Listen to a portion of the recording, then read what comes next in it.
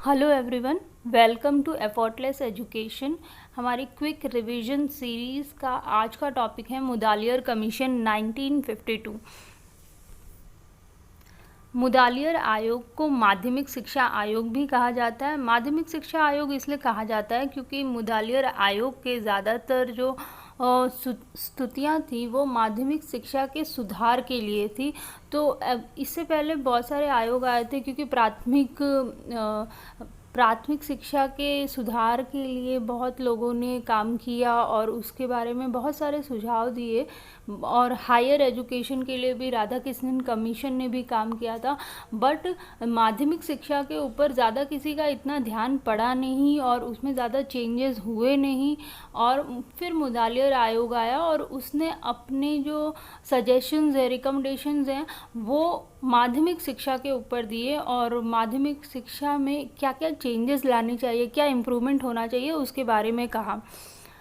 माध्यमिक शिक्षा के ढांचे में सुधार के लिए लक्ष्मण स्वामी मुदालियर की अध्यक्षता में सन 1952 में माध्यमिक शिक्षा आयोग की स्थापना की गई।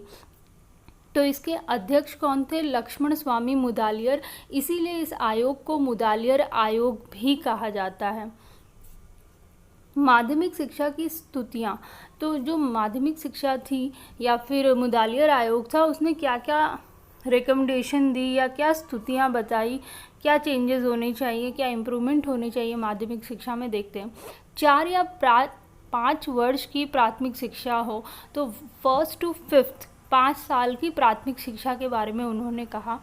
सेकेंडरी शिक्षा को 2 भाग में होना चाहिए उन्होंने कहा, जैसे junior secondary and senior secondary. Junior secondary में 6th 7th 8th और सीनियर सेकेंडरी में 9th 10th 11th 12th आ जाए।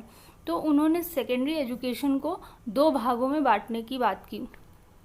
उन्होंने कहा वस्तुनिष्ठ परीक्षा पद्धति को अपनाया जाए। MCQs जो आपके क्वेश्चन पेपर में आते हैं वो इन्हीं का सुझाव है। इन्होंने कहा कि जो MCQs है, वस्तुनिष्ठ क्वेश्चंस हैं, वो पेपर में होने चाहिए।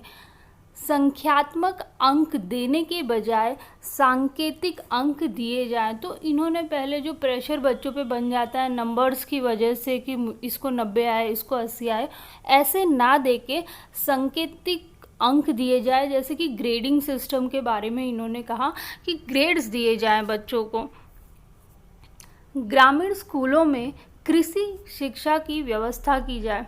इन्होंने कहा जो ग्रामीण क्षेत्र के बच्चे हैं, क्योंकि इनका मानना था कि जो भी माध्यमिक शिक्षा हो उसमें स्किल्स भी दी जाए, ना कि सिर्फ थ्योरी पे या सैद्धांतिक शिक्षा पे जोर दिया जाए, जो पहले दिया जा रहा था सैद्धांतिक शिक्षा पर इन्होंने कहा प्रैक्टिकल नॉलेज पे भी जोर दिया जाए।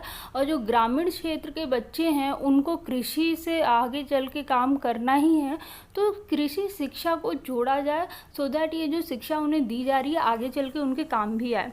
बालिका शिक्षा में गृह विज्ञान को जोड़ना, होम साइंस को जोड़ा जाए, जो बालिकाओं की शिक्षा है। विशेष बालकों के लिए विशेष शिक्षा का प्रबंधन। विशेष बालक से इनका मतलब था मूक बाधिर जो बच्चे होते हैं, उनके लिए स्पेशल एजुकेशन क्रिएट की जाए, उसका प्रबंध किया जाए सो दैट ऐसे जो स्पेशल चाइल्ड हैं, डिसेबल चाइल्ड है, उनको भी चांस मिले पढ़ने का। तकनीकी विद्यालयों का प्रबंध किया जाए। इन्होंने टेक्निकल एजुकेशन के बारे में भी बात की थी, तो इन्होंने कहा टेक्निकल एजुकेशन की व्यवस्था की जाए। और ऐसे जो स्कूल्स हैं, टेक्निकल स्कूल्स हैं, उन्हें कारखानों के आसपास ही बनाया जाए सो दैट प्रैक्टिकल नॉलेज भी बच्चों को, जब थ्योरी कंप्लीट हो जाए और बच्चे को प्रैक्टिकल नॉलेज चाहिए तकनीक की या फिर तकनीकी की, तो वो कारखानों में जाके वो प्रैक्टिकल नॉलेज भी गेन कर सके। तो उन्होंने तकनीकी विद्यालयों के बारे में भी बात की थी। उच्च तथा उच्चतर माध्यमिक स्तर की शिक्षा के पाठ्यक्रम में एक मूल विषय रहे जो अनिवार्य रहे, जैसे गणित, सामान्य ज्ञान, कला, संगीत आदि।